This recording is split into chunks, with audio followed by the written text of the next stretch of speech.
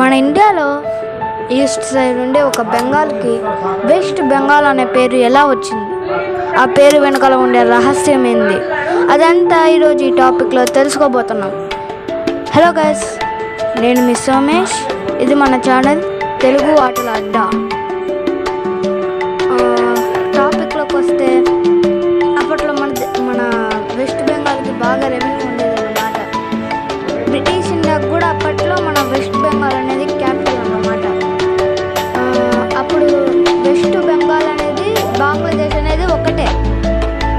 అప్పుడు ఇవి రెండు కలిసి మనకు పెద్ద పాయింట్ లాగా ఉంటే మంచిది కాదు, ఇక్కడ హిందూస్ ఉన్నారు, ఇక్కడ ముస్లిమ్స్ ఉన్నారు అని వాళ్ళు విడదీయాలని చూసారు. కానీ వాళ్ళ వల్ల కాలేదు.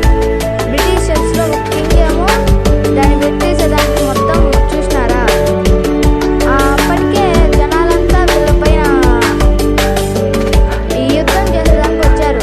ఎందుకని విడదీస్తున్నారు, ఈస్ట్ బెంగాల్ విడదీసేదానికి మరియు వెస్ట్ బెంగాల్ని విడదీసి